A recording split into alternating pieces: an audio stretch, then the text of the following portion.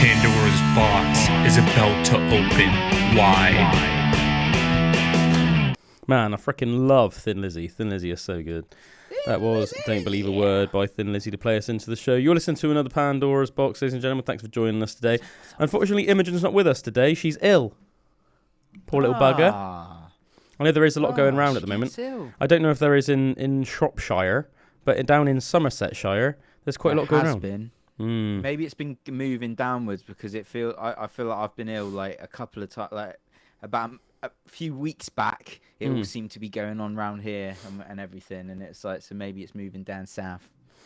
Yeah, man, making its way down. But yeah, we were just talking about, me and Drew had an interesting work day yesterday. We were asked to go to this place called Glen Usk in Wales. Lovely venue. It's like a massive old like manor house. Think sort of like Downton Abbey style, like manor house, like mansion essentially. But yeah, this in 180 acres, sort of quite near Newport in Wales. But sort of like if you went to Newport and then sort of like drove 10 miles out into the sticks, that's where it is essentially. It's called Glen Usk. Look it up on Google or whatever. Glen Usk, Wales.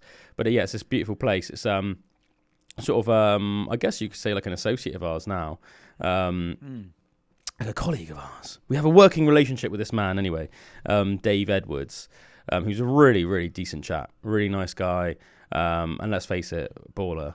But yeah, he's like now owns this beautiful venue. I don't know if the actual venue itself is called Glen Usk or if it's in Glen Usk. I think it is. Do you think it's called Glen Usk? It's like, well, I think it's probably both, so. Like Glen Usk. At Glen Usk. Do you know what I mean? But yeah, it's 180 acres, and then there's just this stunning, like, old, massive manor building that he's just doing up, completely renovating. Yeah. Yeah, and he's just like, it's just amazing. Like, beautiful pillars everywhere. Granite everywhere. High quality woods. Like, these chandeliers that apparently cost like 100k each for each chandelier. Like, crazy stuff. Yeah, such an impressive building. And yeah, me and Drew were just basically like walking around the place, getting a vibe for the place because we will be doing some work for him essentially. But yeah, it's mad. He's like building like a swimming pool underneath the frickin' manor and a nightclub underneath the manor. What used to be all like the old stables and like the servants' quarters back in the day. He's like renovating into these beautiful cottages and stuff, isn't he? And it's just it's an amazing place. But yeah, it's like just work is just like mad there at the moment. So he's got all these builders in of every single trade just like completely doing the place. I think he said he wants it all to be completely finished in like 3 months time. I'm pretty sure he said that. Yeah, they're on like the last stages of it now. It seems like a lot of the rooms, it's cool, you go in and there'd be like a list of things that they want to get done in that room, and it's cool looking through it and you say, oh yeah, you can see it's like pretty much all been done and completely renovated, all really. What about that bathroom, man? That was insane, wasn't it? Where it was like a bath in the middle of the room within 4 pillars. Yeah, it was giving me strong Roman/Greek vibes. Yeah, as Drew said, like some of the rooms are like flat out just done, and then other things like you're still sort of a bit of a work in progress. But yeah, there was this one bathroom. You walk in, it's like 4 pillars, as Drew said, and in the middle there's this really nice, like massive bath, and then on like over the bath there's this like almost like mural of these like 3 cherubs and everything. It was giving me like strong like Roman/Greek vibes, but yeah, really swanky. And even like the radiator in there was like so ornate, wasn't it? It had all these like beautiful patterns on there. I bet the radiator itself was like a couple of grand or something like that. Like mad, but yeah, it's a beautiful place. So it's going to be I think it's going to be like a wedding venue, isn't it? And like I don't know if it's going to be like a hotel or if can't remember if it's going to be like a hotel or if it's just more like for when people stay there at the wedding you can sort of stay. But it's up to 50 guests. I remember he said that it's got accommodation for up to 50 guests. But we'll keep you updated anyway because it'll be a beautiful place. It's going to be a beautiful place. It's going to be mad when it opens. And we'll be working with Dave. So if you're out there and you're like looking to get married wherever you are in the world. Like look up Glen Usk in Wales. Venue. I don't know how much Dave has put online at the moment or like people that work for Dave about the venue itself, but obviously in the coming months. Yeah, I think they're still in the process. They've said they've started an Instagram and that, but I think they're just still in the process of starting it all and the website and all that stuff. Said it was going live this week or something. And I think obviously Dave wants. I mean, obviously wants to wait until like everything's finished until you take the pictures and the videos and stuff to actually put online, which makes sense. But yeah, the place will be available basically by like the end of the year, by summertime and towards the end of the year for like booking for like weddings and stuff. So if anyone out there is looking to get married or something, it would be like an amazing venue to do so. everything you want. You know, you can get married in this beautiful, stunning location, and then, you know, nightclub downstairs if you want to party afterwards, have a little swim in the morning. Yeah. So yeah, man, it was cool, wasn't it? Cool day at work. Yeah, he was thinking about putting a stage on the roof as well, wasn't he? For like a live. That's in May, isn't it? Live thing. So it's his birthday in May. That was so cool. And I think he wants to do it almost like a birthday thing / launch birthday thing. Bash. But yeah, and we'll be involved with that as well. So me and Drew might even be playing. We've got the opportunity to anyway. I guess it just depends whether me and Drew want to, and we can sort of like a set list or something like that. But in a way, I mean, I guess because we're playing that Stargaze Festival, I mean, like June. Yeah. So it might almost be like, you know, if we're gonna have to like learn a set list for that, we might as well just. Yeah. Do you know what I mean? It could potentially anyway. Potentially. Depends if we want to or not really. But yeah, we might potentially be playing that. And I think we'd basically be put in charge of getting some bands to play that as well. So that'd be cool. So I've got some ideas of like bands to ask to play. And it'd be cool for the bands as well. You know, it'd be like a paying gig and stuff like that. So, you know, again, you know, if you're listening right now and you're in a band and you want to almost like apply to play at this gig, it will be a paying gig. You know, it's going to be epic. I know that Dave said to me he's got like a 20k budget for the actual party itself. And I said to him, let me know how much of that 20k you want to put in towards like the bands, because obviously once I know that, I can then like negotiate with bands and stuff. But yeah, if it sounds like something you want to play, it sounds like it's going to be epic. Like I said, it's going to be like on the roof, and it sounds like me and Drew will be doing some like footage of that party as well, probably using like the drone that we have as well. So it will be like, if you want some like epic, I think just remind me of this Guns N' Roses video.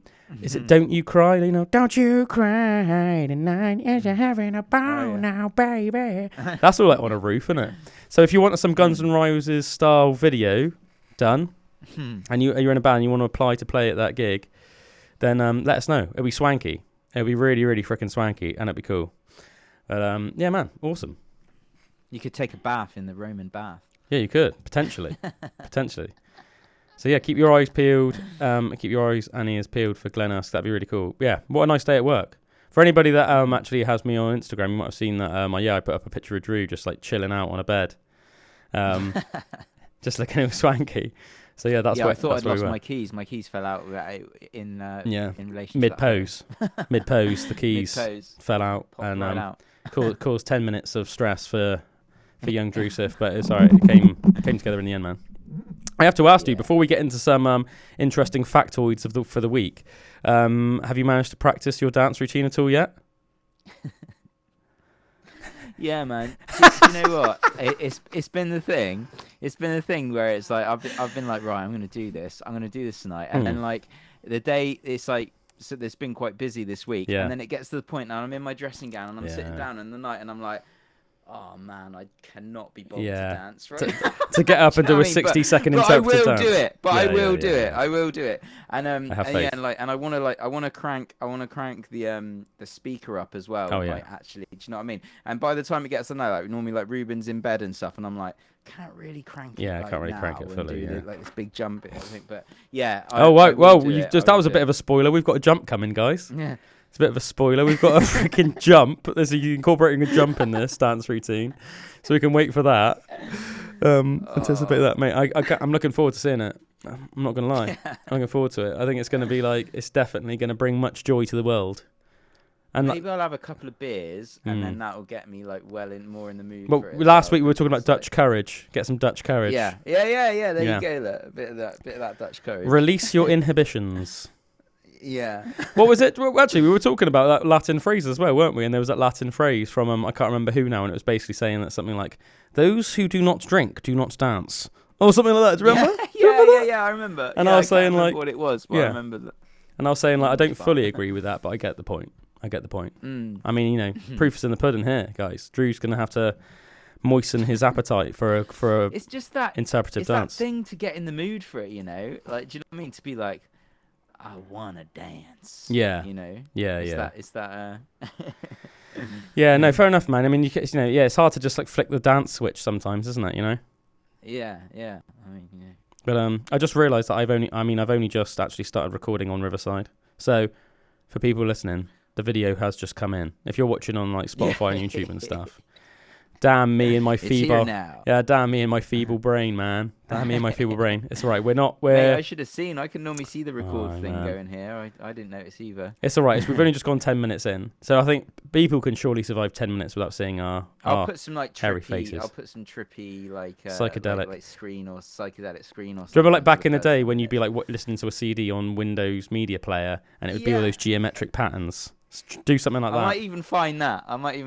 An old school Windows pattern. Bit nostalgic for people. Anyone over the age of like, what do you reckon? Do you reckon over 25 or do you reckon that's too young? Do you reckon anyone over the age of 30 anyway will know what it is? 100% 30, yeah. Yeah, 100% 30. Because like 30 is not that much younger than us. Maybe late 20s as well, I reckon. You know? Yeah, late 20s. Yeah. Anybody that's over the age of like 28 will definitely know what we're on about. That was like legendary, man. I remember it was like, you'd be like listening to like freaking, like Newer Perfect Circle CD or whatever. With just, New Corn CD. The music, wouldn't it? Yeah, it would like change depending on what was happening in the music and that. Yeah, it's great. A bit like 3D and stuff. It was cool. Man, there was a few different ones, wasn't there? Yeah, you could go through the different options, couldn't you? Yeah, it was like slightly different shapes and stuff or colours, things like that. And back in the day, you're like, technology, man. You'd be like, man, this is what I bet it's like to like travel through a wormhole in space. Yeah. Do you know what I mean? And now you've got like AI titties and. I love how you just went straight from that to now you've got AI titties, mate. That's the progression.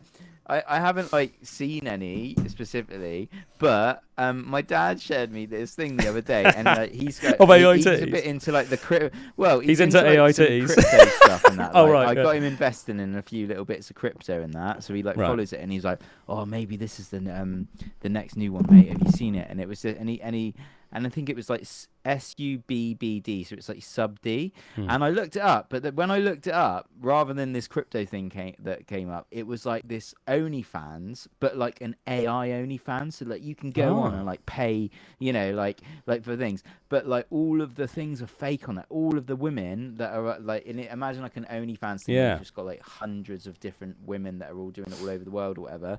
It's like that, but just all fake AI like created like profiles, and you can speak to them and get them to do whatever you want and all this. And it was like, I was like, man, this is a weird, like I think that is really jumping weird. On like, so it's like OnlyFans but fake. The thing is, I like don't really know, like, why would you pay for that in terms of like, because it's fake.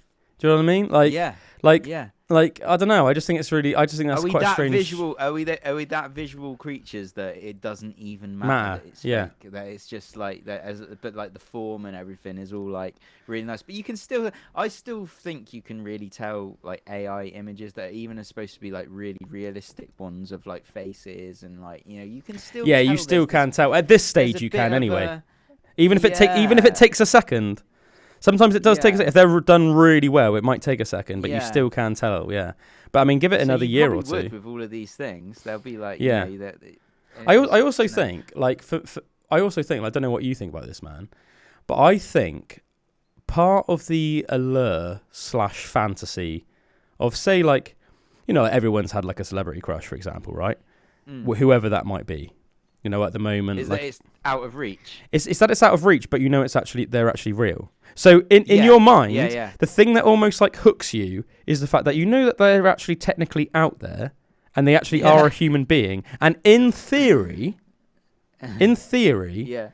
you could, even if it's like 0.000000001%. In theory, 0.1%. They are a human being. You are. Yeah. You're at least physically compatible. Hopefully. Yeah. Do you know what I mean? So I don't know. I think like, do you know what I mean? It's a bit like dangling a carrot in front of a donkey. Do you know what I mean? It's like, even though, let's face it, it's not going to happen. Let's face it. At the moment, let's just for an example's sake, I think one lady, very good-looking, young lady that a lot of people are really into at the moment. Jennifer Aniston. Mate, she's way too old now. Her face has got way too much plastic in it. I was going to say Sydney Sweeney. Yeah, maybe if it was 1995, Drew. But do you know what I mean? Like modern days, I'd say like Sydney Sweeney. I know even though she is slightly controversial. Who is that? Sydney Sweeney. Oh mate, you look her up. Did we speak? Mate, you're gonna thank me. Just now you're googling her. You're gonna straight away be like, ooh! You're gonna be like, bazooka. I think we. Hubba. Oh, hello. Yes, I do recognise her. Oh, hello, Sydney. Yeah, do you know what I mean? But, just, yes, a very good-looking young lady, shall we say, to keep it classy.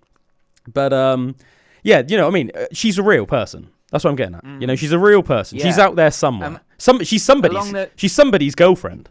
You know, yeah, probably. And along that thought as well, like I always have this, sometimes have this weird thought of like, you imagine any person in the world, and like because you are both like living real people, like in this moment, like in this moment right now, they're like doing something at exactly the same time as you're doing something, and I think that's a really weird thought to think. Like, I know what you mean. Like you can imagine anyone like that person is out there right now, and they're just they'll I wonder what Sydney Sweeney is doing right now.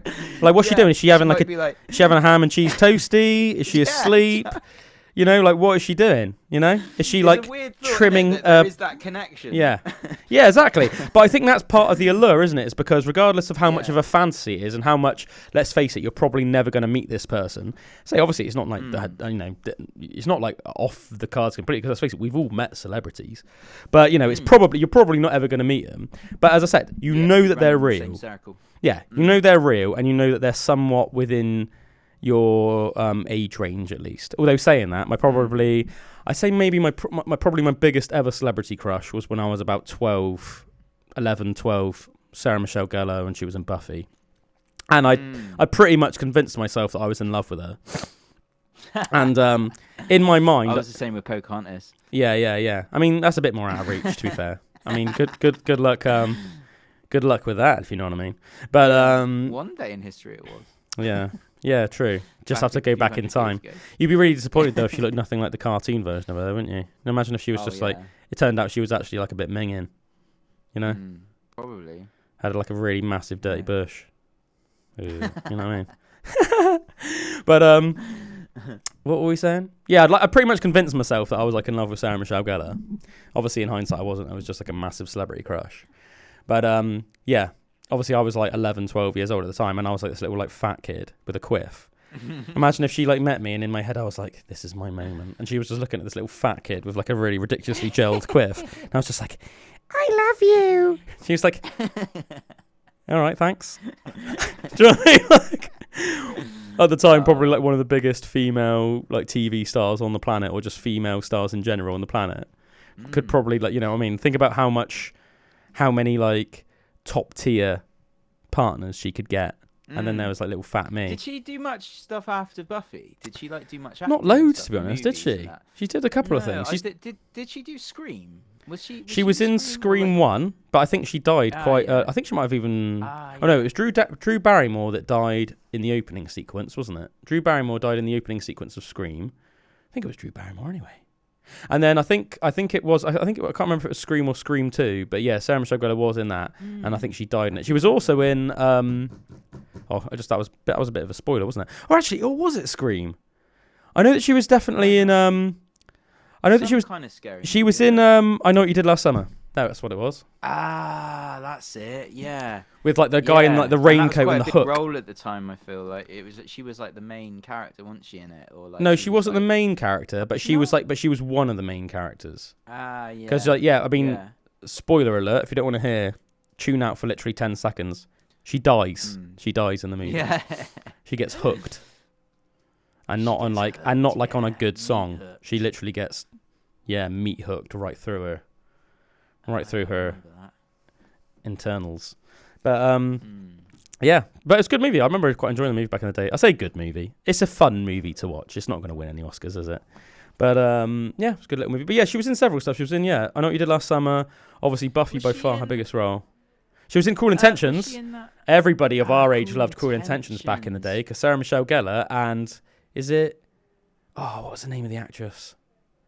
Oh, there's another actress anyway, and they have like a make-out scene, and it seems like so hilarious and juvenile. It seems so hilarious and juvenile in retrospect. Everyone's life when you first saw it. And she was obviously like really massive for Buffy at the time, and like a lot of young lads like myself like were basically in love with her. I remember Nicky C was in love with her as well.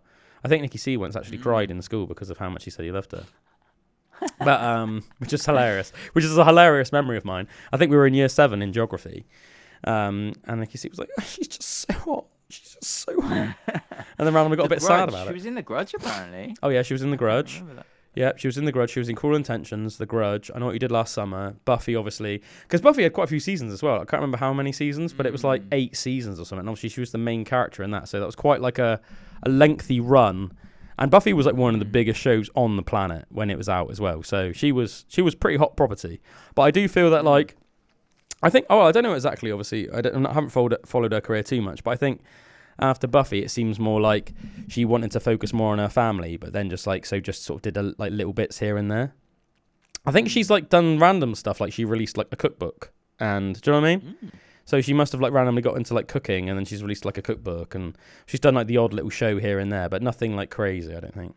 It looks like from like 2023, there's been in like something called Wolfpack, I don't know what that is, and then Dexter Original Sin.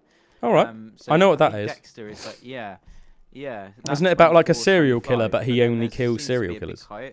Yeah, or he only kills bad people. Yeah. Oh yeah, it might be all serial killers, or it's. Yeah. Oh no, I don't know. I've never actually seen the program, so you're probably more accurate. I remember I got into like a couple of seasons like years and years ago. But I think there's loads of seasons. Like, I think my mum got quite into it, and I remember my mum being like, "Yeah, Cal, you'd really like it." So I don't know why she thinks I'd really like it. It was pretty cool. Yeah, I remember she's like, Calum would definitely like a program about somebody killing loads of bad people. Yeah. Yeah, man. But, crazy. Yeah, but anyway, long live Sarah Michelle Gellar. What a legend. I can't remember how. Oh yeah, because we were talking about AI and stuff. Yeah, but yeah, I don't really see the allure of that because it's like, you know, they're not even a real person. You know, they're not. They're not out there making a ham and cheese sandwich like Sydney Sweeney right now. Ham and cheese toasty. No. You know. So just come on, guys. It's like you know, there's gonna be like the because you can already get AI girlfriends as well. So specific AIs that are like along with that whole like OnlyFans thing that they're just programmed to be like really like sexy and dirty and stuff, and just like that's the way they talk to you all the time. It's like, oh man, it's crazy, isn't it? And, I mean, and it won't be long till you get like full on latex robots that are like, you know what I mean? Like girlfriends run by AI that like are. I watched that. As well. I watched that Megan Fox movie, Subservience, I think it's called. Oh yeah. And it's basically it's about like a robot that basically you like buy to serve you. And it's like Megan Fox. I've seen Ex Machina or Ex Machina. I haven't seen that. That's really good. Is it? As well? I reckon you'd like that. Yeah, it's a similar thing. Yeah, but it's almost like, and I think it's like she's obviously like serving him like around the house. Because basically it's like, you know, it's like So I don't know how much I should give away. Do you want to watch the movie? Mm-hmm. Are you going to watch the movie? I think I might have seen it. I've definitely seen Ex Machina. I think I've seen that Subservience one. Yeah, so it's basically, it's like his wife gets cancer. Spoiler alert. So his wife gets cancer. So obviously he's like really struggling around the home because they have like a kid and everything, and he's working all the time. And so anyway, they get this robot. Let's just spoil the shit out of it, man. Mate, it's spoiling it. Like, yeah, do you know what I mean? Let's just go in. We're just wrecking this. We're just wrecking the story. Yeah. So she gets cancer. He gets this sex bot. No, not sex bot. He gets it essentially, but he gets this little like robot to help him around the house. And obviously she's like doing all the dishes, taking his kid to school, and he's like, man, this is amazing. And obviously because she's just like a robot essentially, it's like, but in like the under the skin of Megan Fox, you know, she's just like, you know, doesn't need to rest. Do you know what I mean? Like a human does. And he's like, oh, this is like taking so much pressure off the family. And then it's like in the evening, obviously like his missus is like really unwell. So she's like, just needs to be in bed on all of her drugs all the time. And then his daughter's asleep. And it's like, he's like, oh, can you like enjoy a movie? And I can't remember what she's like replies kind of like, well, they can observe a movie. But the thing is because she's like linked to the internet, she kind of has access to like all information at all time. So she knows what's going to happen in the movie. And he's like, so you can't experience like what it's like to like watch a movie for the first time and to love it. And she was like, no. And he was like, is there any way that I can like override your settings so that you can do that or whatever? And she's like, yes, but it's not really like it's not like it's like frowned upon almost. I think that's how she basically says it. And you'd have to like do this and then like restart me. So he does it, but then because of something that he does, it makes her almost like a little bit too human in the way she thinks about things, and she starts almost like falling for him, but also becomes super jealous. But because she's like jealous and sort of falling for him, she becomes like almost like unhinged. But then in the body of this like super powerful, obviously robot, and it all just starts going apart. It all just starts going a bit mental, yeah. And and it gets like really dangerous and crazy. I actually think, do you know what? I think it's a legit good movie, actually. Good movie. I've heard some people that were like, it was such a bad movie. I'm like, do you know what? I'm not going to lie. I enjoyed it. I thought it was quite good. And I actually thought it was like, not like completely ridiculous. Do you know what I mean? Like, I could see like how in 10 years something like that could happen. 10, 15 years. Yeah, man, it's crazy to think that in our lifetime, like, that is probably going to be a normal thing with like robots walking around the house and actually helping you with stuff, like, and like physical things, you know. At the moment it all seems a bit like it's in the computer. It's in we can use the technology of AI and that within a machine to kind of find out things and stuff like that. I suppose like in factories and that, like there's a lot of machines already doing stuff on the production line. But actually integrating with our life, I suppose like the closest it's got to is like cars, because you get those like driverless cars and that in America. Oh, it's crazy, isn't taxis that will just come and pick you up with no driver in whatsoever. Yeah. But that feels about how close it's got, you know, interaction wise, like with us. But it's there's probably are going to be like people walking around your house and doing DIY and that. Mate, that's mad, isn't it? What a mad thought. Yeah, because I do feel like every couple of years it seems like there's, you'll see videos of like the latest developments, and they just seem to be getting better all the time. Pretty mad. Onto some other news. Have you heard about that rogue elephant in India that's like killed 22 people in the last like sort of fortnight, roughly a fortnight?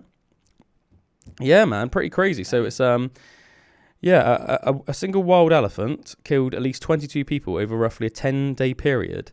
Wildlife officials believe the animal was a lone male, possibly experiencing musks, which is like basically when male elephants go into heat, like bull elephants. And apparently when they go into heat, their testosterone like shoots through the roof. And testosterone is like one of the things that's responsible for like aggression. It's why men tend to be more physically aggressive than women, and also why people that obviously take testosterone, like roiders, they talk about like roid rage and stuff like that. It's responsible for that. But in animals that have really, really high testosterone, they tend to be more aggressive. For example, bull sharks are one of, if not the most aggressive species of shark, and it's no coincidence that they are also the shark that has the most testosterone. Do you know what, I think randomly, a bit of random fact for you, I think that bull sharks, like pound for pound, have the most testosterone of any animal in the animal kingdom. Whoa. Yeah, just like little balls of rage. But bull shark. Yeah, bull bag shark. They reckon this bull elephant was experiencing musks, which is a hormonal condition in male elephants that can lead to extreme aggression and unpredictable behaviour. Efforts to track and tranquilise the elephant have involved large numbers of forest personnel, drones and experts from multiple states, but the animal remains at large. Local residents have been warned to avoid forests and remain vigilant at night.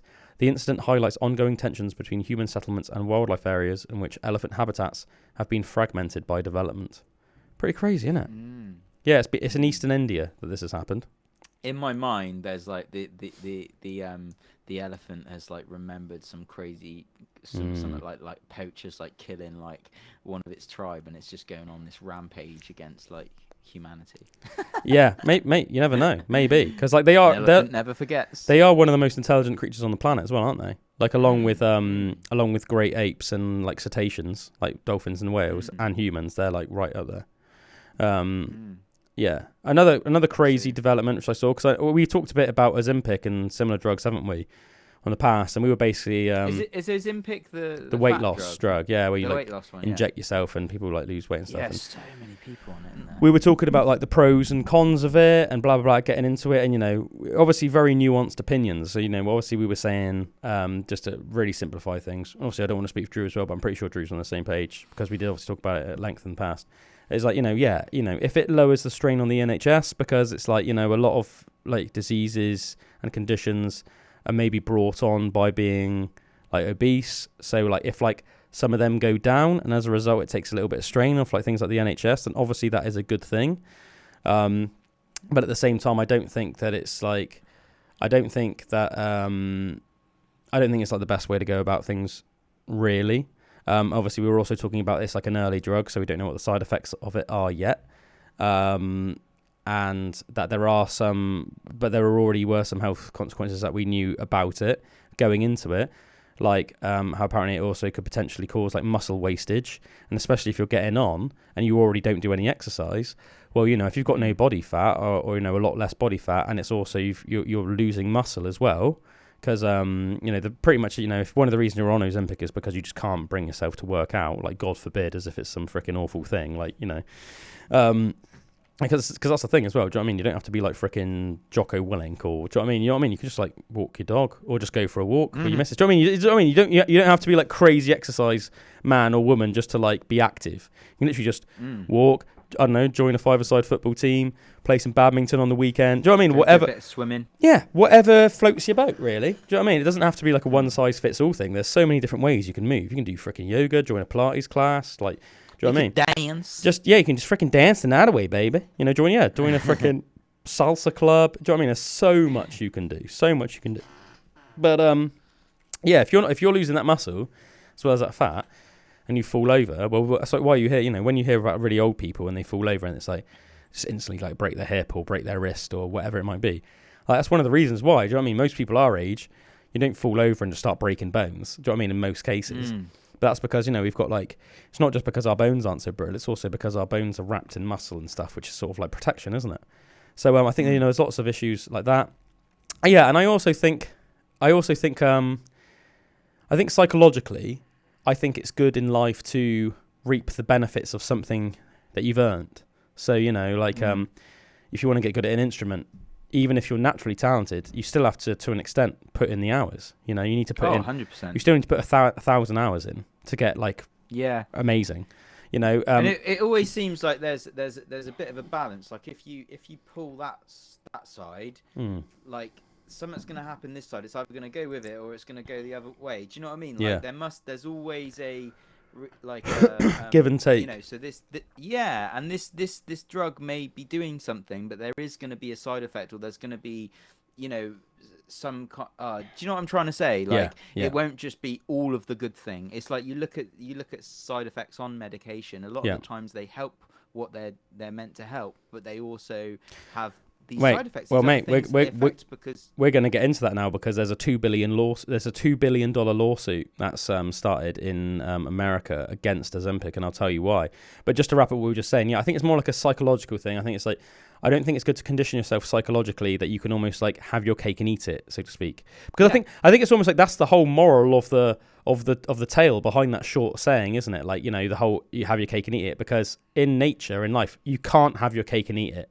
You know, you can't want to sit on the couch and eat cake all day and be an Olympic athlete. You can't not be bothered to practice your instrument, but at the same time want to be amazing at an instrument. You can't want to be a freaking amazing artist, but at the same time you can't be bothered to practice your paintings or whatever. Do you know what I mean? Like, but we've got this mindset that is possible a lot of the time. But do you know what I mean? Yeah, or but like it's bad. People it's unhealthy. I know, and it's just not true. It's like against the laws of physics. Yeah, it's like if you know what I mean? It's like if you started a band. It's like, you know, you can't start a band and then be like, why aren't we freaking Metallica or like Aerosmith famous yet? It's like, well, how much have you guys been practicing? How much have you guys been actually, like putting the work into book gigs?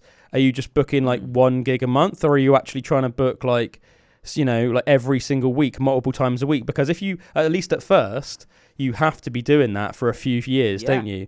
And even move to the place where it's all going on. Like they moved to the Bay Area. All of them like moved house and just lived in the Bay Area, where they knew it was the hub and the center of all like that. Or like going on. or you know, like, at a least lot of bands do that. Yeah, or at least, you know, or like nowadays, say if you're in like Britain, don't get me wrong, you don't have to, but like, you know, a lot of bands move to London or like move to Bristol or move, city, you know, there's a lot more going on. Yeah, you hear about the whole Manchester scene back in the early 90s, which was like iconic, that had like Stone Roses, Happy Mondays, Verve, you know, all those Charlatans, all those bands. That was like a hub back then. Or like how Seattle was back in the early 90s as well, late 80s, early 90s. And then, you know, obviously London's like a massive place for it. That's why bands like, I think the Colourblind Monks are like, you know, are rising in popularity so quickly, because they just like gig in London like multiple times a week. You know, I saw that. Do you remember there was a band I played on Dark Dale, my Dark Dale radio show, a while ago, Drew, and there was a band called White Locust, and I remember you really liked them. Their sound was almost like a bit Pearl Jammy, but also it was a bit like that old band Free from the 70s. It was almost like a bit like Free, but a little bit like Pearl Jam, and they had this cool sound. Anyway, they're like a pretty big band like nowadays. And I saw that the Colourblind Monks were like supporting them the other day, and I thought, mate, yeah, they're definitely going up. Do you know what I mean? Like, they're definitely going up in the world. Like, and I think the fact that they're now supporting bands like them, do you know what I mean? I think it's one of those things. It's like, the bigger you get, the easier it is to get bigger. It's a bit like money, isn't it? They say, you know, the more money you've got, the easier it is to get more money. It's just getting the money in the first place. Because once you've got a certain amount of money, you can invest it and stuff like that. But it's just like, if you've got nothing, it's how do you get that initial, say, 50k, where then you can start investing in stuff and knowing what to do with your money. That's the hard part, isn't it? You know, it's not if you've got $1 million, it's quite easy to make like 50 million. But it's getting that million. And it's a bit, I feel like that's like a lot of things in life, isn't it? It's like with the band, it's like, so I feel like, yeah, I'm happy for them. Now they're like supporting bands like White Locust. I feel like they're just going to spread even more. Do you know what I mean? Because like people are going to be going to those gigs, but oh, these guys are really good.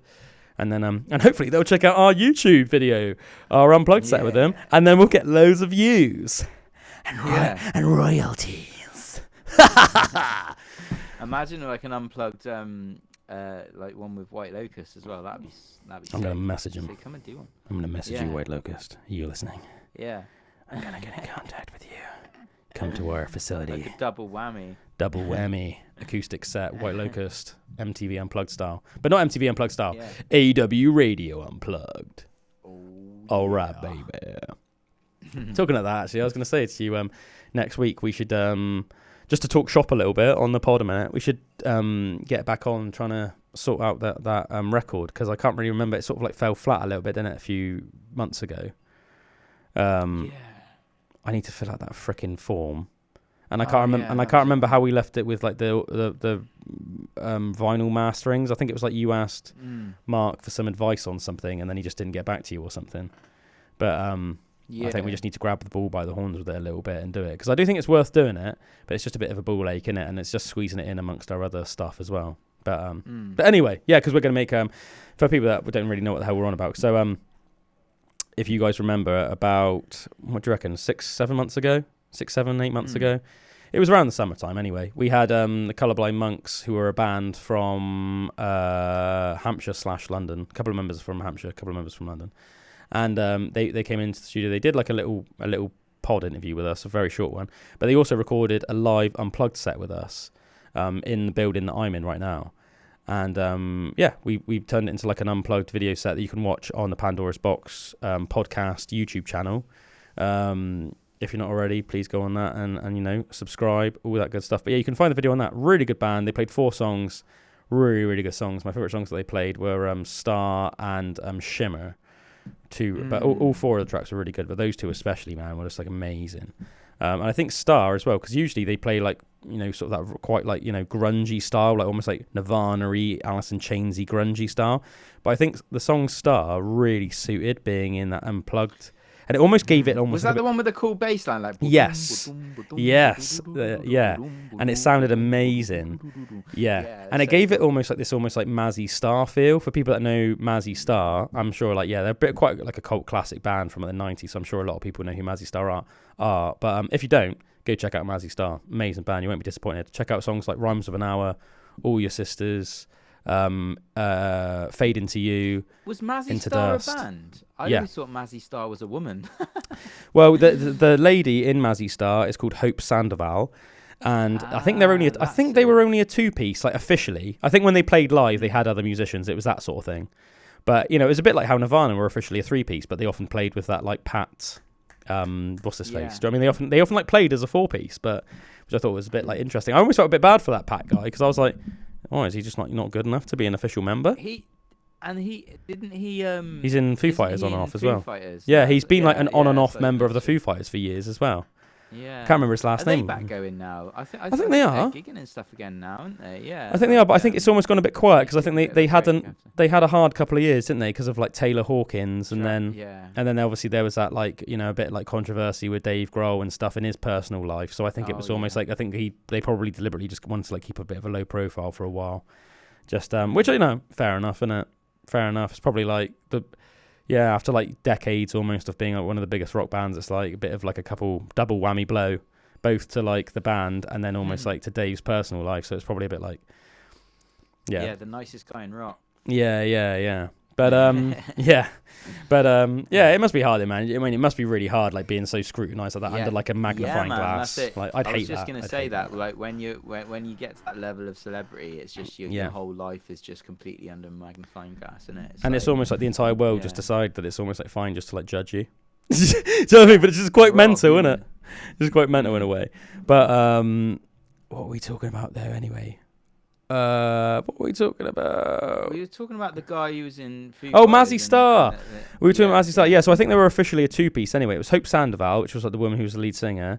Like Fading to You. Like really good songs, man. Oh, yeah. And then I think it was her boyfriend who played the guitar. So I think that they were essentially like a two-piece, but when they did play live, and on their albums they do have some percussion, but I don't think they ever actually even used like a drum kit. I think it's just really simple percussion, you know, like a little bit of tambourine here and there, and a little bit of like, you know, some sort of like lap drum maybe, or some sort of like con type thing here and there, but very basic percussion. I don't even know if there was any bass. There probably is some bass in the albums actually, but I can't think off the top of my head because it's not like that prevalent. Do you know what I mean? But yeah, they were officially a two-piece anyway, boyfriend and girlfriend. And unfortunately, it was one of those things that, like, I think because the songs were written about their love life, they were very passionate and very visceral, and I think that struck a chord with a lot of people because they could feel the sincerity in that. But then, unfortunately, when their relationship came to an end, it was one of those things that's like, I cannot be in a working relationship with you anymore. So then, unfortunately, I think Mazzy Star broke up. And I think she has done stuff since. Like, she has, like, released solo stuff. I don't know if the guy did. Yeah, because I've heard Hope Sandoval as, like, a solo artist, or, like, I think your old man... It's quite a cool name, isn't it? Hope Sandoval. Yeah. Almost sounds like it's, like, too cool to be real. But, yeah, I'm trying to think. She's done some interesting... Who's she done some collabs with? Oh, yeah. She's done some collabs with, like, some random people, man. Like, you know the artist Bert Jansch? Yeah. He's, like, this old-timer, like, legendary folk musician. Like cult classic in the folk scene. So if you're really into your like old school British folk music, there's this artist his heyday was probably the 70s. He's a freaking amazing guitarist. Known for his fingerstyle guitar, yes. Yeah. Amazing guitarist, but also a good singer and a really good songwriter. And he's called Bert Jansch. And look up his stuff if you want to hear a good musician.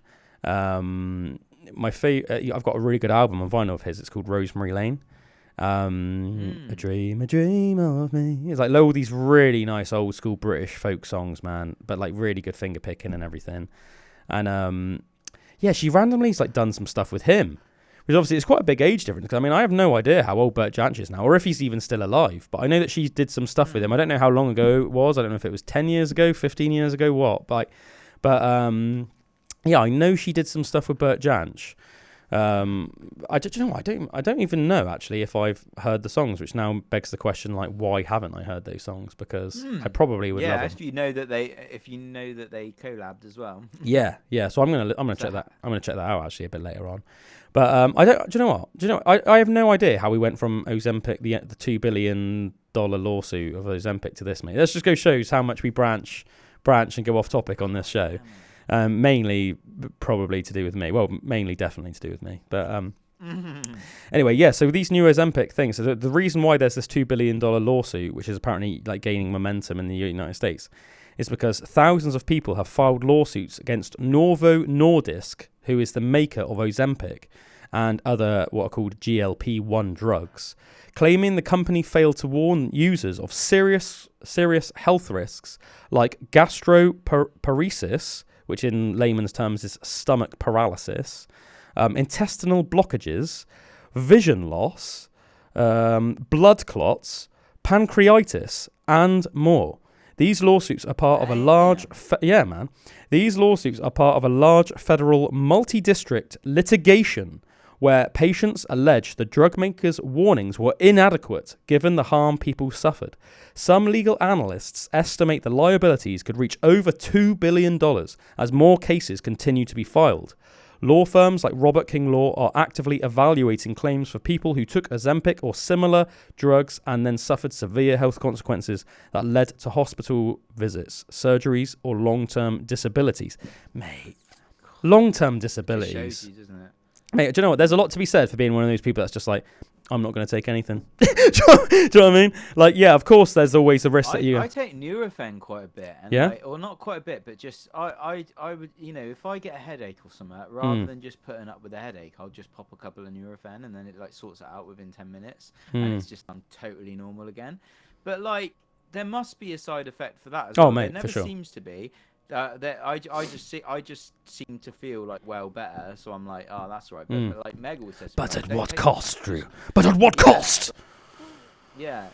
So I wonder what that cost is. Like, it must be having some kind of site, Do you remember we released that stat before? And I know, I think it's easy. If people have never heard the show before, they're probably going to hear this and think, all right, frickin' conspiracy theorists, guys. But I mean, we're really not. I like to think that we're pretty balanced on this show, and of course we all have our bias. Yeah, of course we all have our biases and stuff like that. But like, I try and let's face it. I think officially, and I think you can literally look this up. I think 1 in 10 conspiracy theories turn out to be true. Right. So with that knowledge in mind, yeah. Sometimes a conspiracy theory will turn out to not actually be a conspiracy theory. Yeah, go on. With this thing about like conspiracy theories, right? The amount that are actually true, or what you hear are actually true after the fact. Yeah. And then just like, it still just gets the same attitude as when it was just a conspiracy theory. As in, like, yeah, people talk about it, but like nothing gets done about it, or nothing gets like it's swept under the rug, accountability or anything. It's just like, you hear, it might be years later that you hear, oh, actually that wasn't a conspiracy theory. Oh, the FBI actually did, or whatever, the CIA or whatever the name is of like some of these like tests they did on people and things or like like Agent Orange in Vietnam War. Do you remember we talked about that? About those sprayed that orange like particles all over Vietnam, and it caused like massive like cancers, and like all these deformed babies were born, and it's like brutal, man, brutal. So you think, but now we just know about it and we talk about it. We're like, oh yeah, that wasn't actually a conspiracy. They actually did that. But then it's like we just talk about it, and that's it. There's no like accountability or anything. And there's no follow up. There's no closure on the situation. I find that mad with like a lot of conspiracy theories that you actually find out to be true. Then afterwards, you just like, oh, okay, yeah, they were true. And it's like, I remember. I remember. I can't remember if it was like 2021 or might have even started in 2020 when the outbreak started, or at least in this country. But I remember at first when it started, like there were whispers that COVID wasn't from a bat, somebody eating a bat. It was leaked from a lab in Wuhan, China.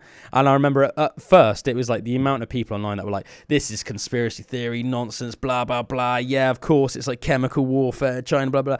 And then it's like, I can't remember at what point it became almost like confirmed. I'm pretty sure it's confirmed by this point. So like, I'm not an expert on this particular subject. So like, forgive me if I'm wrong, but I'm pretty sure it's basically fact at this point that it was from a lab in Wuhan, China. But as you said, there was never like any like, oh sorry guys, yeah, actually change then of like, sorry, that changes things. Yeah, like sorry to everyone that we belittled or like mocked by saying, for anybody that believed that was the case, because actually you guys were right and we were wrong, sort of thing. Like I've said to you openly, haven't I, that like at first my attitude towards the vaccines were different to how they are now.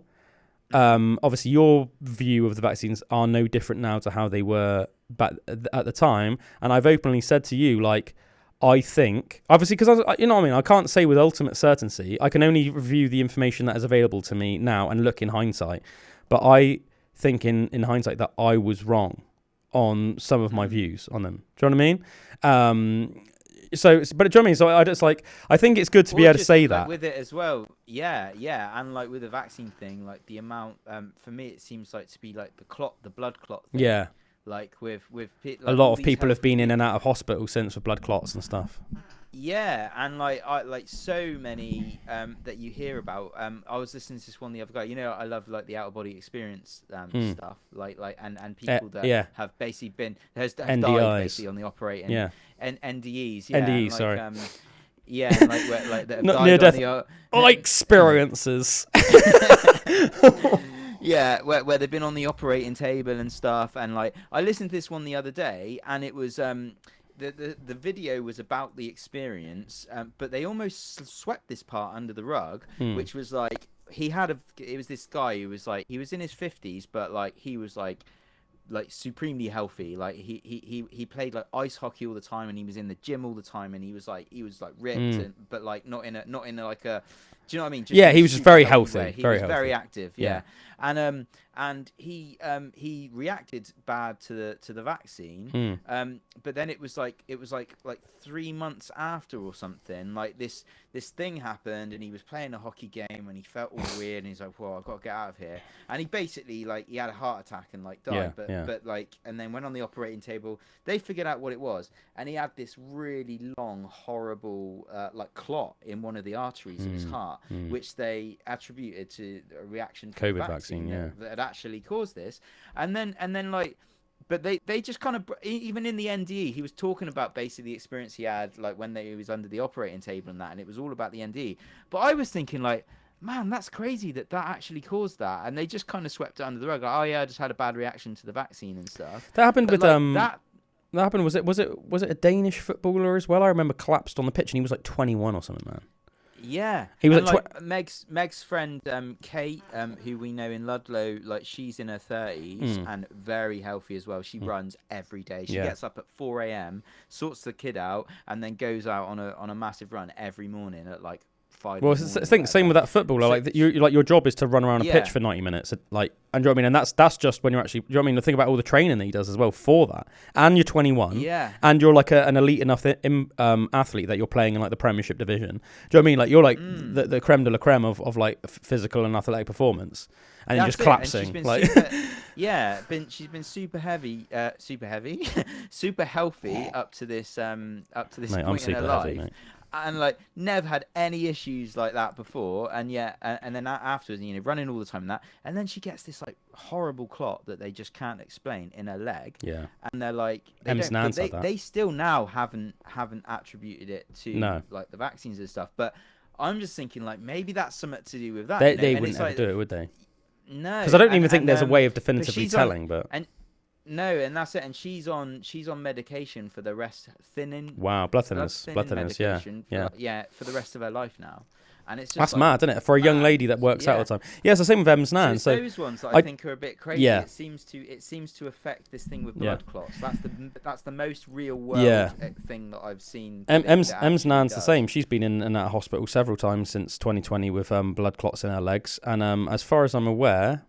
I'm pretty confident in saying never before in her life had she had an issue with that. And obviously, she's an elderly lady, but still, fit as a fiddle, one of those ladies, proper old school countryside lady. So if she wasn't gardening, she was cleaning the house, working in the kitchen. Do you know what I mean? Always, she can't sit still. She's one of those people. She has to be doing stuff. So it's goose fat and butter lady. Yes, and but lots of vegetables as well, and constantly moving, constantly sweeping, or doing the washing, and do you know what I mean? Just never really stops. Never really stops. Very much like an old school lady that almost that she takes a lot of pride in being the woman of the household and almost being the matriarch in her family, where she's serving her family, but almost respecting how much of a regal position that is as the matriarch, the one that's the holding everything together, and almost the head female in the family. But she's been in hospital with blood clots ever since her COVID jabs.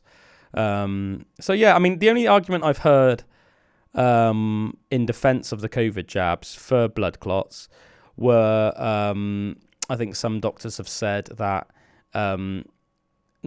yes, there might be some side effects in some people from the COVID jabs for blood clots, but for those people, if they caught COVID, they would have had blood clots as well from COVID, but probably worse. Do you know what I mean?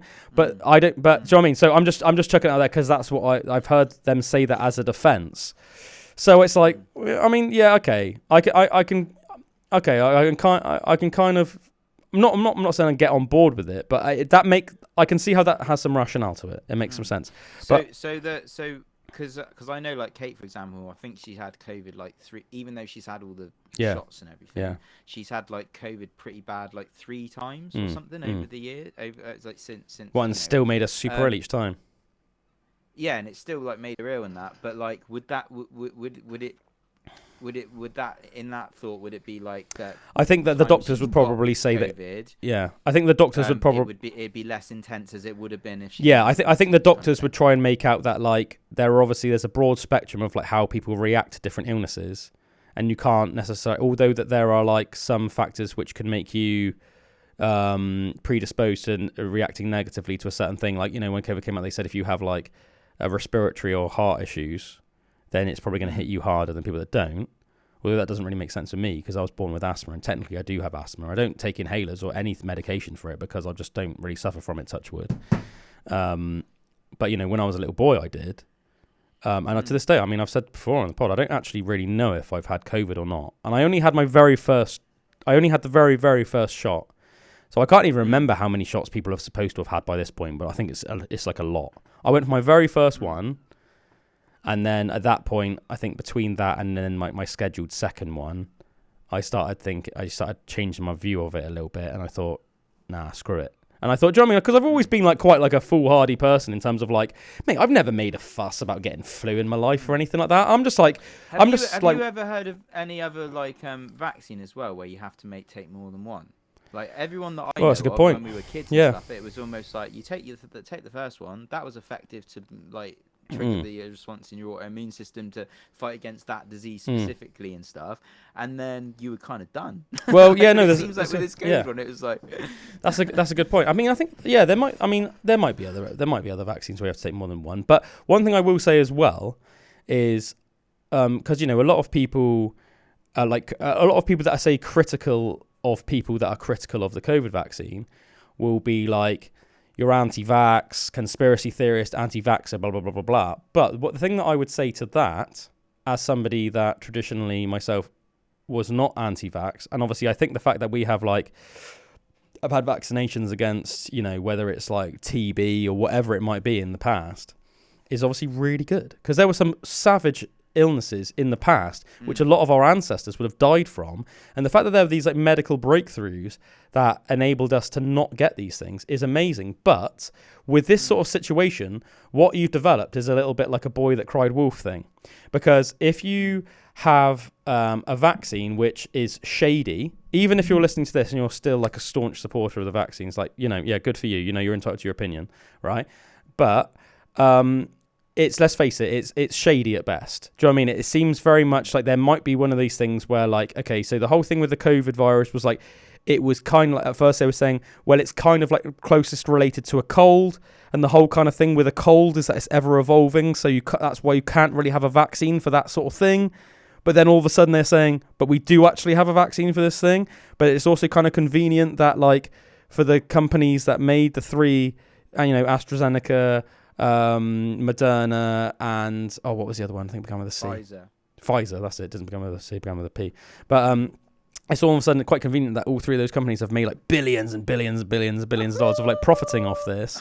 And let's face it, at best it does seem shady. And let's face it, you know, and that's just a fact. It does seem shady. But because you've created this thing where now you've got a shady vaccine, it's created like a boy that cried wolf situation. What I mean by that is now people that before wouldn't have questioned legitimate vaccines are now questioning them. So what you've done is, so it's almost like a disservice to society, because now you might have people that are going, I don't want my kid to have certain vaccines that actually are fine. And actually, do you know what I mean? We've all had and never had any side effects from and never had any consequences from them. And now their kid might get, I don't know, small frickin' pox or some horrible thing, and their parents are not giving them the vaccines because they're thinking, I don't want my kid to be vaccinated. Like, God knows what these other vaccines are doing from the past. And then their kids might actually get something which is legitimately bad that the genuine vaccine could have saved them from. But because that seed of doubt has been planted from the shady vaccines, now they don't want to take any. And let's face it, not every person is going to be a freaking rocket scientist and has the time and the effort to put all this research into deciding which ones are okay and which ones aren't. Yeah. So a lot of people make more blanket statements. I'm going to take all of them, or I'm not going to take any of them. Whereas in reality, obviously, you should be more nuanced about it. But as I said, not everybody either has the time, the resource, or the the things available for them to make these very complicated decisions. You know, so it's kind of like a disservice to humanity.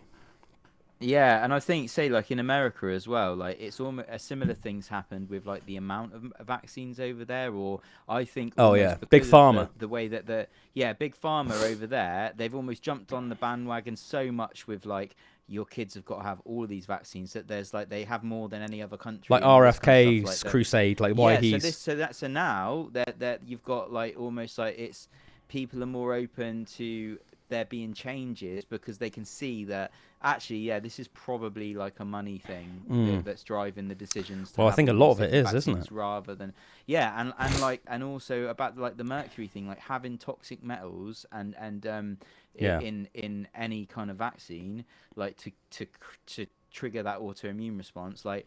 They've been getting away with doing that, but there's no way ever that is a good thing to have a toxic metal in a medical vaccine that's for your body. No. There's no, even if that creates a good reaction and it gives it that booster thing for the vaccine to be able to work like and stuff, like it's the side effects of that. So could be causing such big issues that it just shouldn't be there. And they're taking that out completely now. So like, I see that as a really big win. Yeah, I think it's because they've tried to get away with so many things for so long. Yeah. And do you know what I mean? It's like you say, it's like that boy who cried wolf thing. It's like you know, if you do it too much, then people are going to cut on, and then they're just not going to believe. They're not going to believe you even when you. At the end of the day, if you tell enough lies, even if you then tell a statement which is true, you can't expect people to believe you.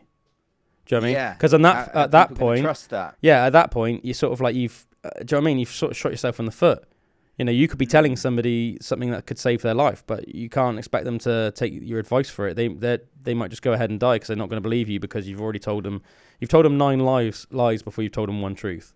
But I think as well, you know, I think a lot of people are almost like a little bit like, you know, maybe it's like a lot of people are like a little bit naive in terms they think that like, oh, people wouldn't do that. There's no way that like society would let this happen. But and I'll use this as an example. And anybody can look this up because this is verified fact. It wasn't until something like 1993 or something like that. You know, Warhammer figures. All the metal Warhammer figures were made out of lead, right? So you had all these kids and all these teenagers all around the West, in America, UK, Europe, you know, handling these little lead things all the time. And like they're obviously, you know, handling them and like fondling them, for lack of a better word, like day in and day out, like that lead, like everything, and like, you know what I mean? That's like sinking into their fingers. And you could get like there's no doubt that like lead poisoning. Yeah, you're getting lead poisoning, and this was the frickin' 90s, man. I'm not talking about like back in frickin' thousands of years ago in China when we talked about that story about that you know, Chinese emperor that was, you know, drinking liquid mercury because he thought it'd make you live forever, and they ended up just like killing himself with mercury poison. You know, like even though that's like a cool story, well, not for him, but even though that's an interesting story, it's thousands of years ago. So I think people think, oh yeah, but that was thousands of years ago. People wouldn't do that now. It's like, yeah, but up until frickin' like 93 or whatever it was, you know, shops, like verifiable shops, like Games Workshop were selling kids lead toys, you know, like, this is like within our lifetime, you know, and we're not exactly ancient, but, you know. And like, it's mad, like we think, oh, I think, you know, that statement is in like, oh, they wouldn't do that. Like, I think it's because you think you wouldn't do that, but then it's crazy to me, like, you know, as a normal person, you wouldn't do something that you know is going to hurt someone else.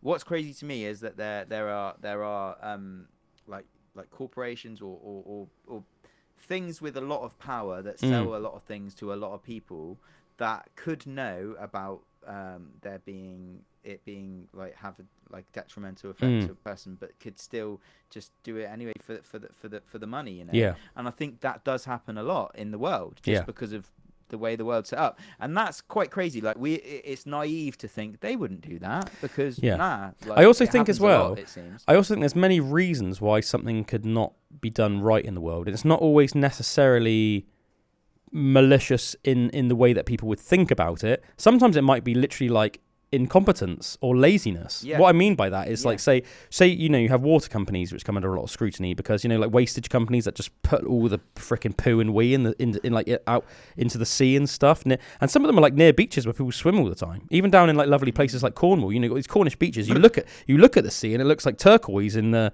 summertime, and you're like, oh, that's beautiful, that must be lovely and clean.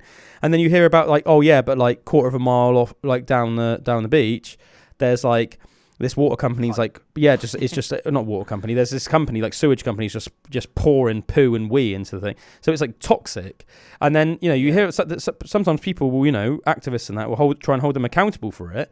And it's like, why aren't they putting the procedures in place? Because there's things that they could do about it, but it's almost like procedurally that would be so much effort and it would require so much engineering and so much admin that it's almost like the people at the top who are like the ones that are earning billions and millions off of this, it's almost like they're almost like in their head that like, yeah, but it's never really going to affect me and my family, and I'm more interested in like making sure that my kids can go to private school, and then like Yale. Yeah, do you know what I mean? Because people tend to think, exactly. Most people think short term, and I'm not even like saying that as a bad thing. Like, let's face it, I care predominantly, by far the most, about my little family. I'm thinking, what's the best life I can give to my daughter, etc., etc., etc. And let's face it, I think most people are that way inclined. But the thing is, then when you suddenly have this responsibility on your shoulders that like something you're doing is potentially, you're affecting a lot of people, it's potentially like, you're still just going to look out for your own. Yeah, it's potentially like slowly poisoning like potentially millions of people and like all this wildlife in the ocean. Like that's a freaking big responsibility on your shoulders. And if you're not the sort of person that's willing to take that seriously and do something about it, then you shouldn't actually have that position. But the hard thing is like, how do you remove that person from that position and put somebody in place? How do you police that? How do you police that? How do you remove that person from that situation and then put somebody in place that will actually do what's best for not just for themselves and their own wallet and their own families, but for the nation and even for the globe itself, So, that's why I really liked hearing about RFK's backstory of like he spent like years and years and years and years of his life as like a litigator or a lawyer or whatever, fighting against big companies that were polluting rivers, and he was like responsible for like so many rivers being cleaned up in the US and that, or like lots of projects like that, where, and it's like, there are some people that do care about it, but like unless the big companies are held accountable to it, it's not going to change, because it's they're just making those dollars. Yeah, they're just making so much money from it. It's almost like it's too easy for them not to do anything about it. Do you know what I mean? I think that's part of the problem. So as I said, not everything's like malicious or evil or a conspiracy theory. It's just like you can see really if you take the time to think about it, you can see how all these mistakes happen. But changing the subject quite radically, do you want to learn some grizzly bear facts that you probably don't know? Hell yeah. We love bears on this show. As you long-term listeners will know, there's one thing we love on Pandora's box, and that's a grizzly bear fact. Or any bear fact for that matter. Whether they're extinct or not extinct. But yeah, did you know that a grizzly bear can smell food from over 18 miles away, making their sense of smell one of the strongest of any creature on the earth? 18 miles is a vast distance, isn't it? I remember hearing before that their like sense of, I can't remember how many times stronger it was, but it was like it was a lot of times stronger basically than a bloodhound's. And obviously bloodhounds are like specifically bred to pick up scents. Do you know what I find mad about that as well? Like the sense of smell thing. Like if your sense of smell is so good, how would you differentiate? Like if say, how would you pick apart? Like the amount of information that must be hitting your sense of smell from 18 miles round.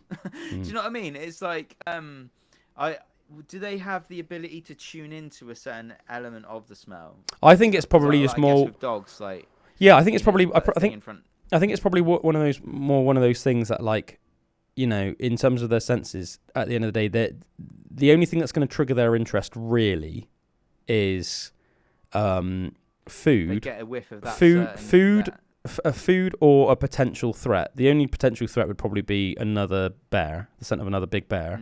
Because obviously they do fight sometimes, and in some cases, like big male bears do sometimes even kill like cubs and stuff like that if they're not theirs. But I think, so I think certain things they're just going to tune into. So I think if they smell like another bear, they're probably more likely to walk off in the other direction from that big bear scent. If they suddenly get a waft of freaking bacon because some freaking person 10 miles away. That's what I reckon happened with the the story. You know which story I'm on about? It's the Stephen Ranella one, where that Kodiak bear just like ran into camp and it was like, wow, oh my God. mad, and like it was like crazy. They hung some up in the tree. Yeah, like an elk or something. Yeah, something like that. Yeah. But for sure, man. I think it's if they suddenly just got wafted that, it would almost just be like beeline. Do you know what I mean?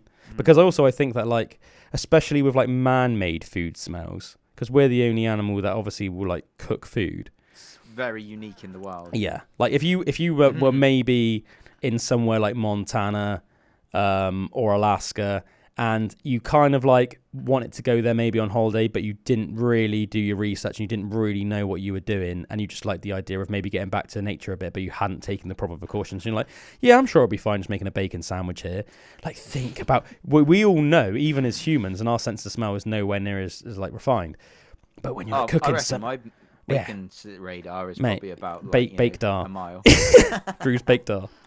And it's like, cooking bacon in some butter and stuff like that, or some goose fat or something like that. Like, it's like, oh man, just the smell of it starts getting, your taste buds start like getting those juices. Oh yeah, man. And then imagine being like a bear and smelling that from 10 miles away. You'd be like, what is that? That is amazing. To you, you're just used to eating freaking like deer entrails and that. Do you know what I mean? And then all of a sudden you're like, what is that? That is like a bear delicacy. That is. And then on top of that, you got a freaking human to eat as well. Boom. So Bit of long pig. Yeah. Yeah, another thing, grizzly bears can weigh up to 35 miles an hour. I think I've said this before, actually. They can weigh up to 35 miles an hour. No, sorry, they can run up to 35 miles an hour, meaning that a grizzly bear can outrun a racehorse over a short distance, which is crazy. And you think about going to like Royal Ascot and that, and you think about all people putting their money on those freaking racehorses, which are literally like bred for speed.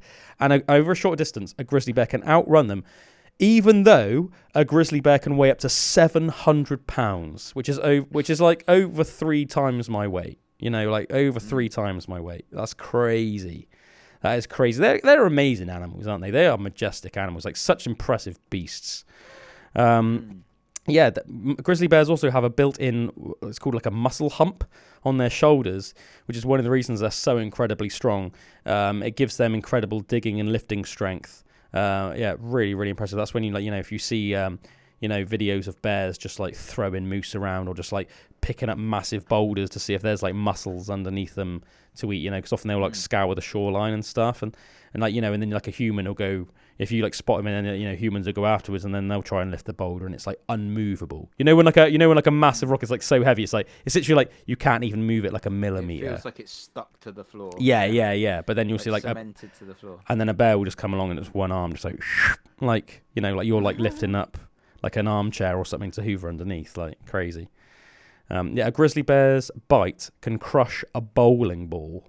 That's how powerful their strength is. So for people that maybe like, think, maybe I'd be able to defend myself if I was fighting a grizzly bear. Think about, most people have obviously felt a bowling ball at some point, been bowling. Imagine trying to fight something that has got the draw strength to crush a bowling ball. If your arm accidentally, or any part of your body accidentally gets in that mouth, even if it only bites down with half of its force, your muscle, your tendons, your bones are going to be mush. Absolute mush. Their claws can grow up to 4 inches long, which is longer than most human fingers. So you think about that. That's pretty freaking intense, isn't it? Their territories can stretch over 600 miles. So that's quite impressive as well, isn't it? Think about how far is it from, say, where I am to London? It's about, like 135 miles to London? Now think that one grizzly bear's territory sometimes can be 600 miles. That's pretty intense, isn't it? It's pretty intense. Yeah, it makes me think of like how vast some of these wildernesses are as well, like Montana and big areas, Yeah. Grizzly bears can eat 90 to 100 pounds of food in a day during fall, or autumn as we would call it, doubling their weight before winter. Imagine that. Imagine eating 100 pounds worth of food a day. Imagine that. That's freaking a lot of food, isn't it? Just trying to think about quite a lot of food. Just trying to think how many pounds worth of food do I reckon I eat in a day. So what? So say I'm just trying to think. On a Friday, I always have steak for dinner. And I'll usually have about a 250 gram steak with a load of potato wedges and peas. So what's that? So a pound is like just over 500 grams, isn't it? think that's right, isn't it? Yeah. So I don't know. So that's like the meat alone is like £1/4 So that's not much, really, is it?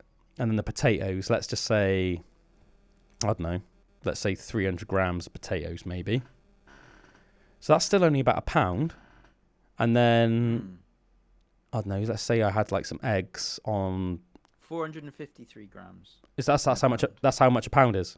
So it's a bit under 500 grams. And I beg your pardon. So yeah. So it's like, man. I reckon I only eat. Basically, cut the long story short, I reckon I eat about 2.5 pounds worth of food a day. 2.5, maybe 3 pounds. 2.5 to 3 pounds of food a day. And then imagine eating 100 pounds worth of food a day. That's a lot. Yeah. That's like how much my old man eats. Grizzlies can remember food sources for years, and their memory rivals that of great apes when navigating huge landscapes. So not only are they, massively strong and everything, but pretty freaking intelligent, at least when it comes to things like memorizing food sources and things like that, which is very interesting, isn't it?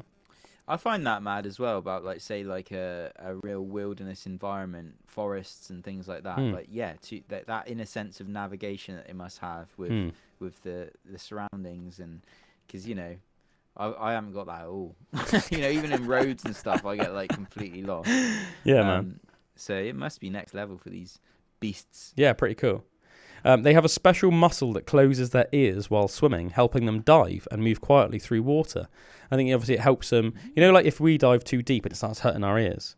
It's pretty cool that they've just evolved this almost like this little valve which just goes so they won't get that same ear problem. I've heard otters have that as well. They can do that in their ears and their like nose and stuff. I guess in some small ways, otters are kind of like baby aquatic bears, aren't they? A little bit. Same colour. Mustelids. Still like mustelids. Is that called mustelids? Are they called mustelids? So Mustele. What? That's like the genus of a otter. Otters, badgers, wolverines, mink, weasels, and weasels. Yeah. Was it? Mate, that's cool. They're I didn't know mustelids. that. I learnt that from one of Ruben's books. Mate, that's a well good fact, Drew. That's a well good fact. Thank you for sharing your knowledge, my friend. No, that's just the kind of freaking fact. Mate, I know what you mean though, because obviously I read a lot of like wildlife books and that. So Evie I love as well. It. Yeah. And I'm like, mate, some of these are like well good. But Evie like knows some really impressive stuff as a result, Like really impressive stuff. I like that these like children's books are like teaching like nice facts like that. Yeah. In just a real colourful little way as well, because they are still like proper children's books, but they're still got these like nice facts in. I'm like, oh, that's cool. Even like little things. Like I remember thinking it was pretty cool the other day because obviously Evie's only 5, and what was it? I think we saw something on telly or something. She was like, "Dad, that's the Aurora Borealis, isn't it?" And I was like, "Yeah, it is." Do you know what I mean? But like not even calling it the Northern Lights, like straight up. I'm going in there with a Latin name. Aurora Borealis. But I was like, yeah, it is. That's really impressive. And then it was like, yeah, it's like in one of her little books and that she's just like read several times. It's like so cool how just like kids will just remember these little things, It's great. That's like why it's so important to read to your kids and that. Do you know what I mean? Another cool fact about grizzly bears: their fur can appear blonde, brown, or nearly black, all within the same individual, depending on the lighting and the season. So that's pretty cool. It'd be quite cool if you could just change your hair colour naturally, wouldn't it? Imagine the amount of people that like spend money on like dyeing their hair and that, and then you can just be like going a bit blonde this summer. When it comes around, I'm going black. When we were in Devon, Rupert's got quite like fuzzy hair on top and like around his fur and that. His little like toupee that he has on his head, that just went blonde. Oh, nice! Running around the garden so much through the summer where we had gardens. So, I do notice that in the summer, I think that my hair does go like a little bit lighter. Not like radical, but a little bit lighter. Yeah. Oh yeah. Do you ever notice that with yourself, or not really? No, not so much. No. But yeah, I definitely did with Rupert's. It was like it literally dyed the top of his hair. It was like cool. That's cool, man. That's cool. Let's find some other interesting factoids, shall we? Well, I thought this was a cool little fact. Fun enough, we were talking about Foo Fighters earlier on. In April of 2006, a rockfall collapsed part of the Beaconsfield gold mine in Tasmania, Australia, trapping 3 miners more than 900 metres underground. I mean, that's scary, isn't it? Imagine being trapped 900 metres underground. One man, Larry Knight, was killed instantly, but Todd Russell and Brant Webb survived by sheltering in a small steel cage used to transport equipment. With limited food, no sunlight, and unstable conditions around them, they waited as rescue crews worked through dangerous rubble for nearly 2 weeks. The miners were eventually able to communicate with the surface using a narrow borehole. During those conversations, Russell and Webb made an unusual request, an iPod loaded with music to help pass the time and steady their nerves. Among the artists they asked for were the Foo Fighters. The request reached the ears of Dave Grohl, who responded by sending a handwritten note down into the mine, promising the men concert tickets and beers once they were rescued. This was obviously great for their morale and really cheered them up in just a desperate and desolate situation. On the 9th of May 2006, after 14 days stuck underground in a steel cage. So were they getting put past food down, a bit of food and stuff? Bit of food down this borehole and stuff like that. But it must have been nasty because they must have been having to poo and wee next to each other in this hole. It must have been rank, dude. Yeah, after 14 days underground, both men were pulled to the surface alive. The rescue was broadcast live across Australia and followed closely worldwide. Their calm demeanour and humour during interviews became a defining part of the story, turning a near disaster into one of the most famous mining rescues in modern history. After the rescue, Todd Russell and Brant Webb attended a Foo Fighters concert in Australia in 2008, where Dave Grohl publicly welcomed them and dedicated a song to their survival. Nice. Really is the nicest guy in rock, mate. Really is. Hey, everyone makes mistakes, guys. Yeah, man. Pretty cool. One of those little time facts I think that sort of warps your mind a little bit. I thought this was an interesting one. Do you know that listening to Thriller by Michael Jackson in 2026 would be like listening to music made in 1939, the year that Thriller came out? That's kind of mad, isn't it? Because I remember my parents had the Thriller album on vinyl when I was a kid. And I remember when I was really small, I shared a room with my brother, and we had a CD/tape player/vinyl player in our room, which was like my parents' one before the one that they bought for the living room, if you know what I mean. So like often is the case, you get your parents' hand-me-downs, don't they? You know, they'll get a new stereo for the living room or whatever, and then they'll give you the old one. So we had that in our room. And they had the Thriller vinyl, and I remember listening to that a lot. But when I was probably was like it 5. White with Michael Jackson standing up? I swear it was like a it's Michael Jackson standing up, and then it says Thriller in red. Well, the vinyl cover is like a black background, and Michael Jackson's wearing a white suit. That's probably why you thought white. Michael Jackson's almost like on his side leaning, and he's wearing a white suit. But yeah, in like orangey text, it does say Michael Jackson Thriller. So you probably were thinking of the white suit. But I remember having that vinyl. And obviously at the time when I would have been listening to it, it wouldn't have been that old. I mean, it would have been like over 10 years old because it came out in 1982. But I didn't, do you know what I mean? I wasn't listening to it in like the mid-90s and thinking, oh, this is well old. Do you know what I mean? It was like still relatively, well, because it wasn't really, if you're listening to something in 1982, in 1995, say, that's like listening to something from, 2012 now. Or 2013 now. Like, you wouldn't think of it as that old, would you? I still think of stuff like that as like relatively new. Yeah, and that just shows you how much the music changed, like comparatively. Yeah. It's crazy from that 39 period. The kind of thing that was out there was so Michael Jackson's so different to that, but like we've lessened that gap now. I mean, some of the stuff, I suppose, that in the 90s. When was this? Sorry, 1982. It came. 1982. 1982. Yeah, so I reckon some things, some of like the crazy like electronic music and that, if you maybe heard that in 1982, would be a bit like, whoa, that's a bit weird. Like, do you know what I mean? Like, it still has jumped. The difference in music has still jumped quite a bit from 1982 to like now or something. Yeah. But like, yeah, it's weird, isn't it? Yeah. Pretty cool, interesting. It's a little bit when you hear about stuff like, how like Cleopatra lived closer to us than she did to the building of the pyramids. Or, when you hear that like the Tyrannosaurus Rex lived closer to the invention of the iPod than it did to the evolution of the Stegosaurus. You say, do you know what I mean? Little things like that, you're like, what? Like, wait a minute, that can't be true. And then you sit and then you think about it and you think, oh, it is true. Like, a Stegosaurus would have evolved like 100 million years before a T-Rex, but the iPod got invented like 66 million years after the T-Rex evolved, like, or whatever, or died out, I should say. You know, or things like that, like crazy. Or like, you know, Cleopatra lived like, just trying to think, when did Cleopatra live? Like just over 2,000 years ago, something like that. Whereas obviously we know that the pyramids are way, way older than that. I mean, even if you go by like old school, what is it they say nowadays? I can't remember actually, so I'm not even going to guess. But I don't know what the official is. What do you think about those shafts under the pyramid that they got those?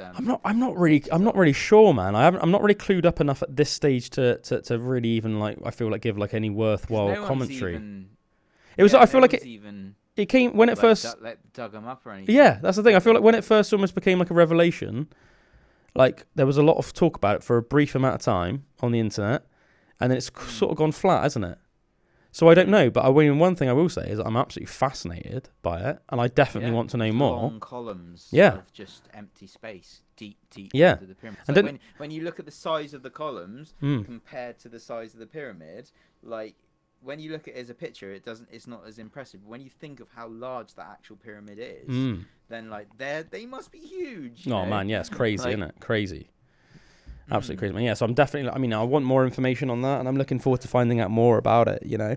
What the hell is going on there, man? I'm looking forward to hopefully finding out some more about that. Just to finish the show, because apart from anything else, I really, really need a Waz. So we're going to have a bit of a shorter one this week. And I'm pretty hungry as well. I want to eat some food. But this is about, like, we're going to talk a little bit about processed food.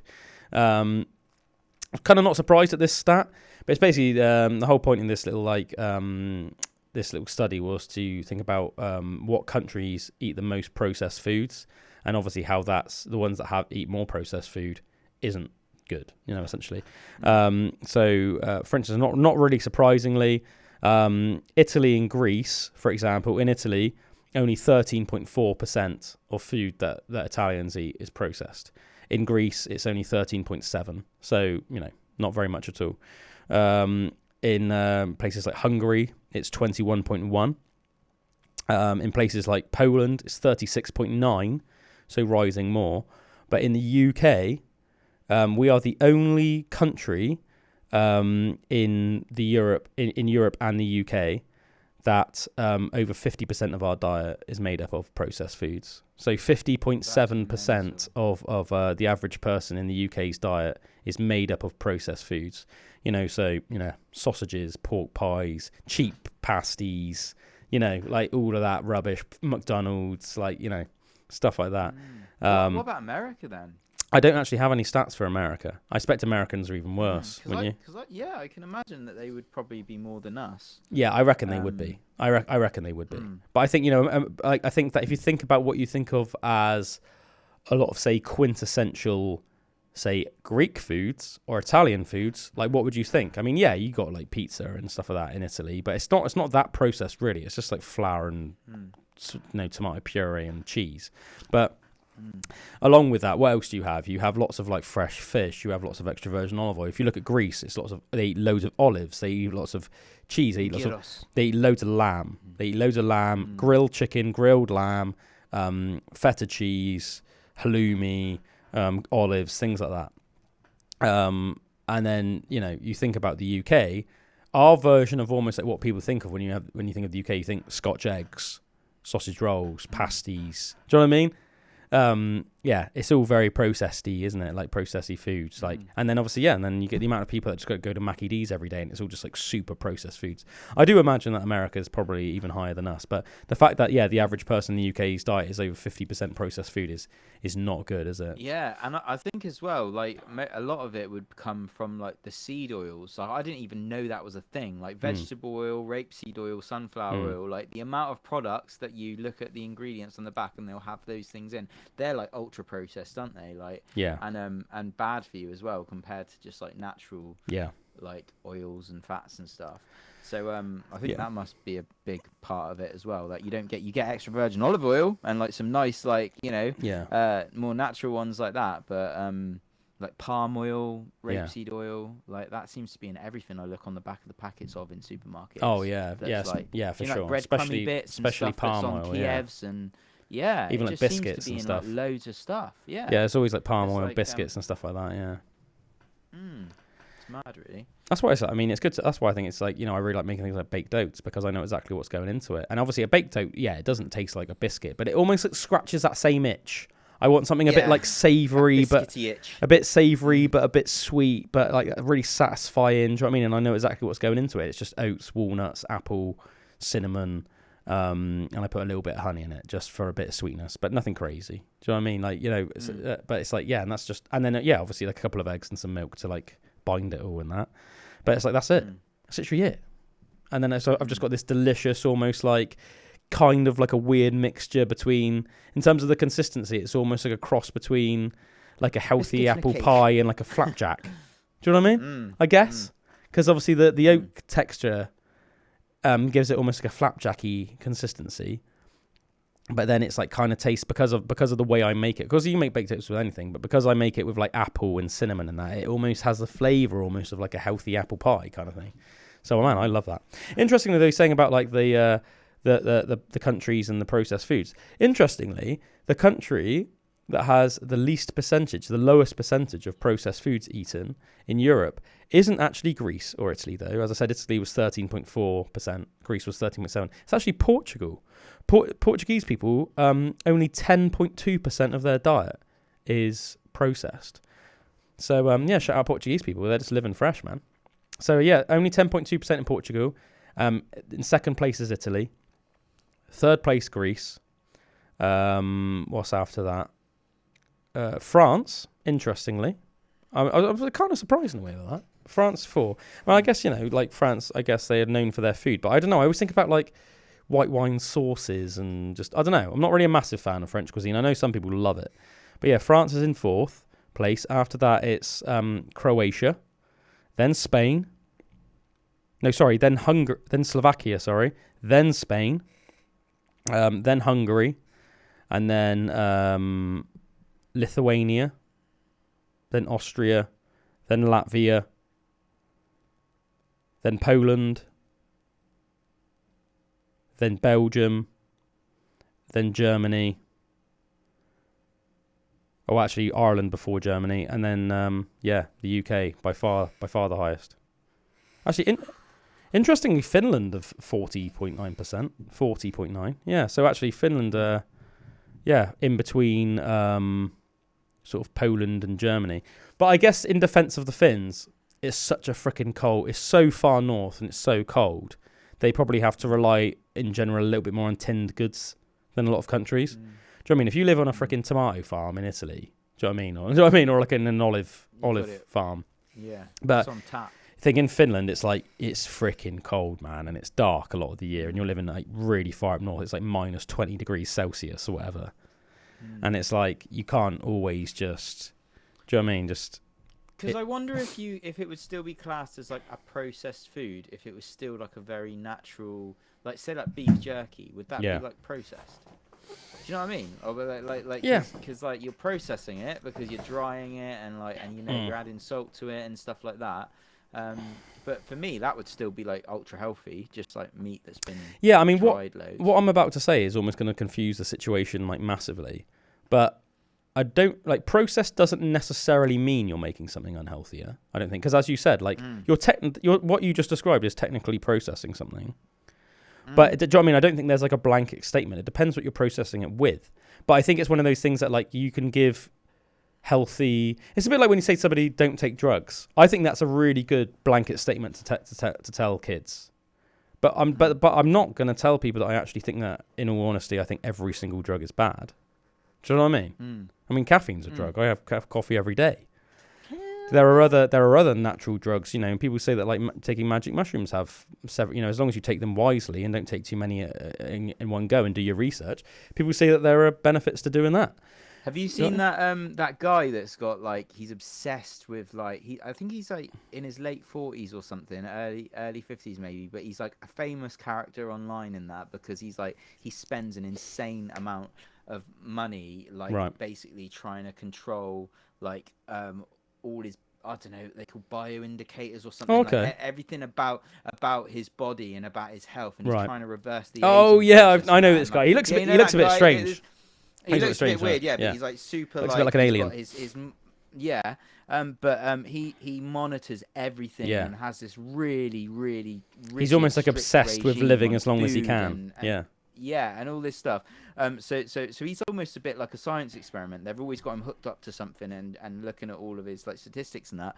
And he's just he does that just religiously, but he's just done 2 massive doses of mushrooms 3 weeks apart to see the effects in a controlled study of how they affect some of these like more scientific sugars and all the stuff that he monitors. I couldn't even pretend to. I remember reading all of them and thinking like that's a lot of stuff and he was explaining how much better his body was processing certain things than when he didn't do the trips and stuff. And right. So it was that's one of the first scientific studies that show how it can not just say affect your mind and that, but actually make you run better in your body. In layman's like terms. your digestion.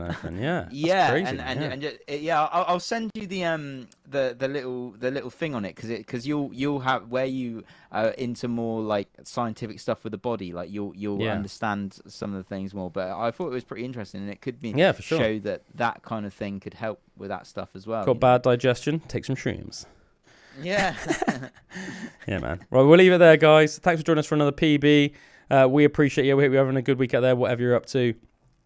And we'll be back same time, same place. Hopefully Imogen will be better by that point. If you don't already, please go give us a follow, like, subscribe, all that good stuff on Spotify, YouTube, Instagram. Just look up Pandora's Box Podcast. And cheers, everyone. See you next time.